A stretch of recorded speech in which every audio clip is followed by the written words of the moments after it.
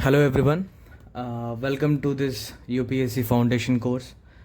I'm delighted to have all of you here as we begin this exciting journey together. So, in this complete UPSC syllabus series, we'll be covering every subject which are required for the civil service examination, and from the very basics to an advanced level. And our approach will be conceptual, analytical, and exam oriented. So, we are starting our preparation with one of the most fundamental subject of UPSC, that's geography. And before moving to advanced books and current affairs, we will first build a strong foundation through the NCERT textbooks. So, because every strong preparation begins with strong fundamentals, right? So today's class marks the beginning of the journey. We are starting with the class level NCERT geography textbook, that's India Physical Environment. So the very first chapter is titled India Location. This may look like a simple chapter at first glance, but don't underestimate it. Okay? This chapter lays the foundation for understanding India's climate, agriculture, biodiversity, economy, international relations, what else, strategic importance, and even many current affairs. So, in fact, many concepts you will study later in geography, environment, economy, and polity are directly connected to this chapter. I request all of you to keep an open mind, think conceptually, and keep asking one question: why? Because that's how UPSC expect you to think. So, with that, let's begin our first chapter, India Location. Let's dive deep into understanding where India is, why location matter, and how geography has shaped India's past, present, and future. So, let's start our lesson. These are the concepts we are going to cover in today's lesson. So, first, we'll see introduction to India's location. So, what exactly the location mean, importance, and India's position. Then we are going to look India's extent, like latitudinal and longitudinal extent, and India's total area, that's mainland. And then we're going to see longitude and time. What exactly longitude mean, and what is time, what is IST, and what is one time zone, why India has one time zone. And then we'll see latitude and its significance, and we'll see latitude, what is latitude, what is equator, what is tropic of Cancer. And then India's geographical diversity, what are factors affecting, and then we'll see altitude and relief. And then strategic importance of India, so Indian Ocean, ancient trade routes, Indo-Pacific, we're going to see this. And then India and its neighbors, and we're going to see land and maritime neighbors, etc. So then then the other one is geography and civilization. I'm just give you an overview of what exactly we're going to see. So spread of culture, ports, etc.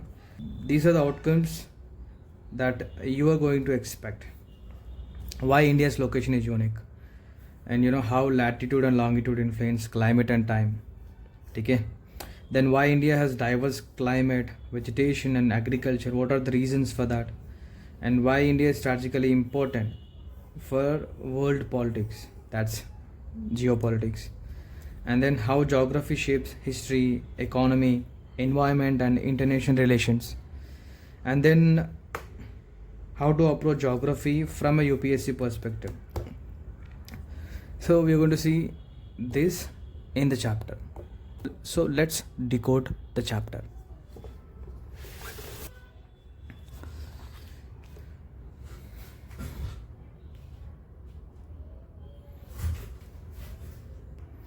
So before going into the chapter, I have some questions for you.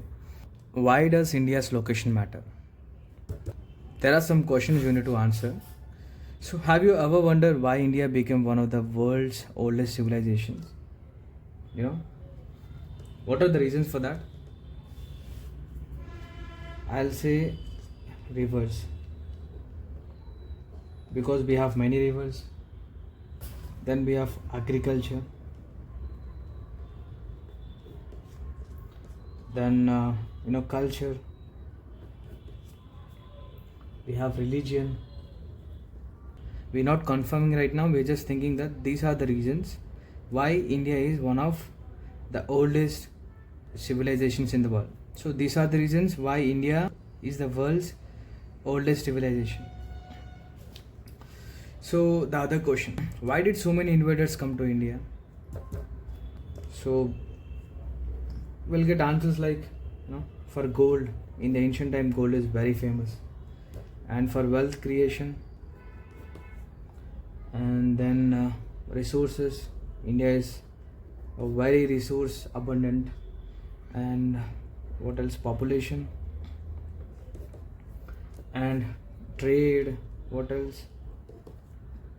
And trade, spices, and all of these are the reasons why invaders come to India. Now just think about this question.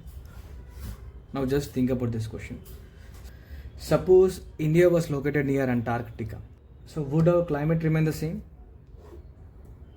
No, right? Would monsoon exist? No, probably not. And would Himalayas exist? No, right? What else? Would spices become famous? No.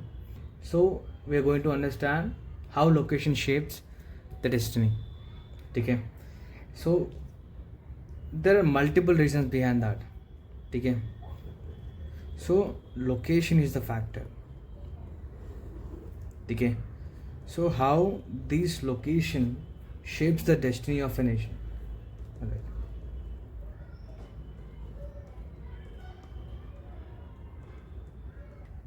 Now remember the sentence. So location decides destiny. We're going to see how location decides destiny in the chapter. Now, so what comes to your mind when I say geography? Generally we'll start with maps. Then what else? Countries, mountains. We have maps, countries. What else? Rivers, climate, earth, directions. What else? Weather, etc. Okay. So most people think geography is about maps. No, maps are only one language through which geography speaks. So remember, all of these are part of geography. Okay. So now let's see what exactly geography means. Now let's see the definition of geography. So geography means geography, the scientific study of Earth, its physical features, natural processes, human activities, and the relationship between human and the environment. I'm going to write it.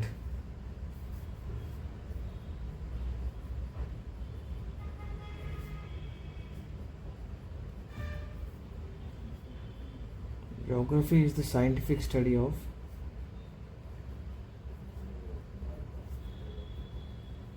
Earth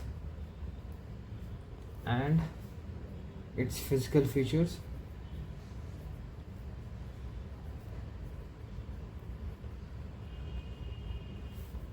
natural processes,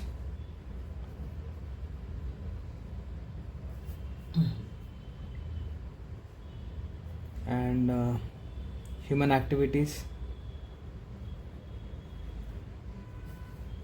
and the relationship between humans and environment. So this is the standard definition of geography. So the word geography comes from two Greek words. One is geo, that means earth. Another one is graphia, which means to write or describe. So So I'm writing.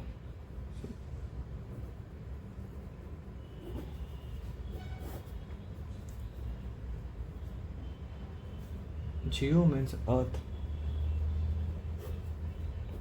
Graphia means to write or describe.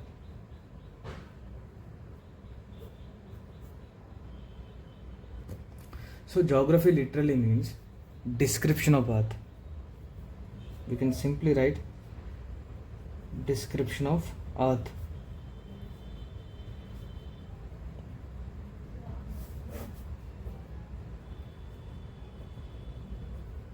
So geography simply means description of earth.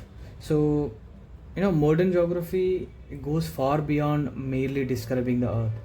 Geography is an analytical science. Remember that. It's not descriptive subject.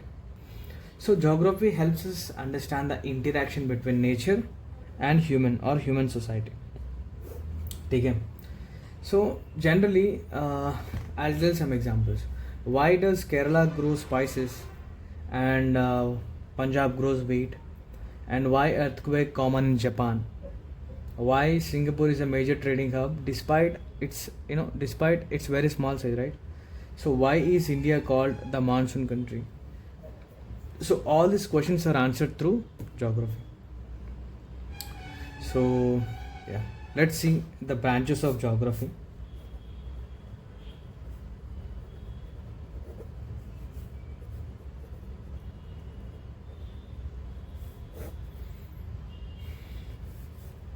First one is physical geography. I'm sorry, I'm taking a lot of time to explain because you need to understand from the basic. So the first one is physical geography. Physical geography studies the natural features and process of Earth. So I'll write. It studies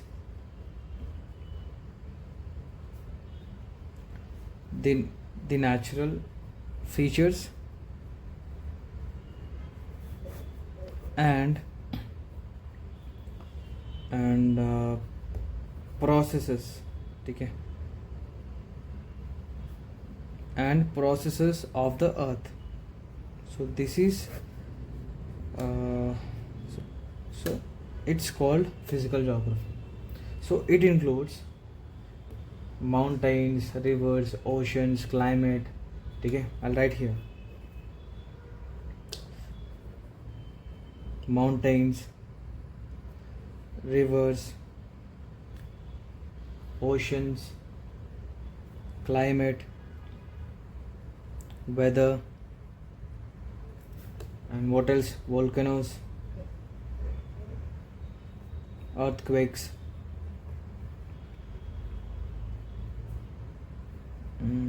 forest, desert, what else? Landforms. Okay, so all are part of physical geography. For example, why does the Thar Desert exist actually? Why do Himalayas receive snowfall? And why do cyclones form in the Bay of Bengal? Now, all of these are belong to physical geography.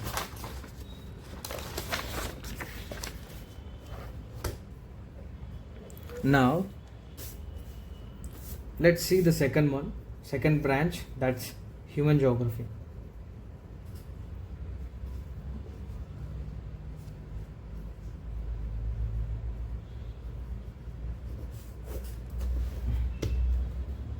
So generally human geography studies human activities and their interaction with the environment. Okay, it studies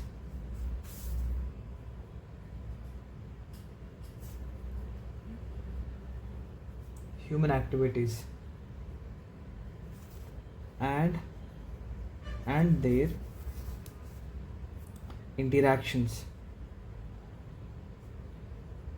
with the environment.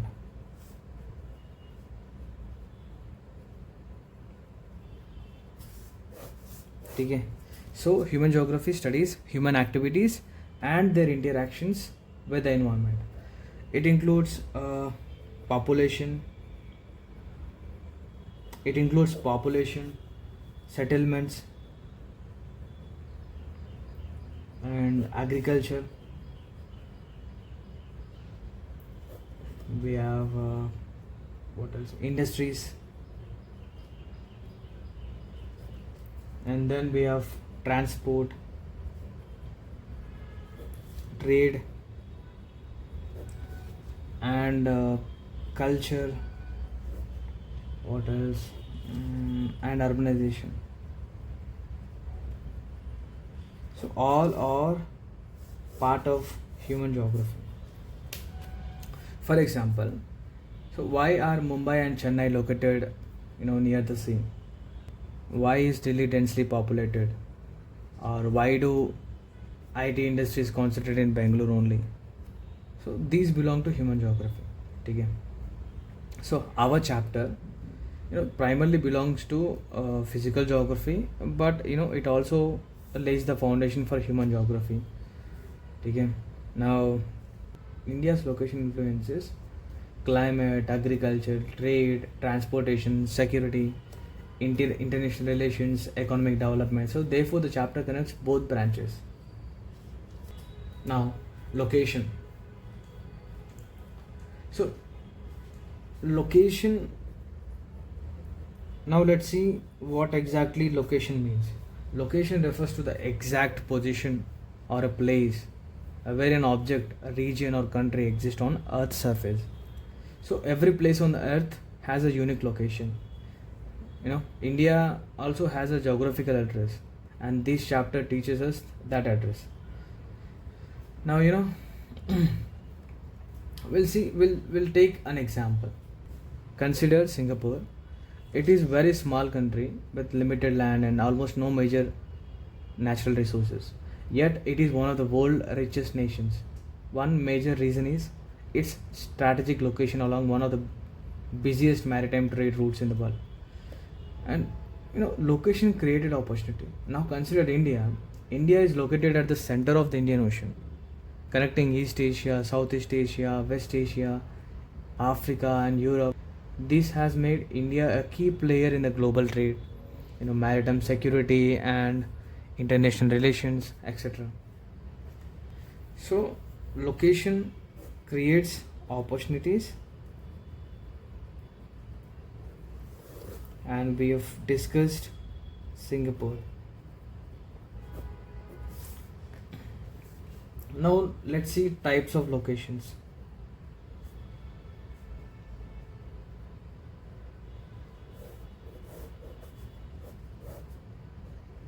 One is absolute location. So one is absolute location.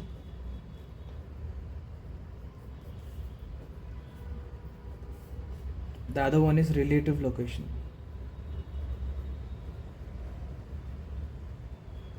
We're going to see what is absolute location, what is relative location,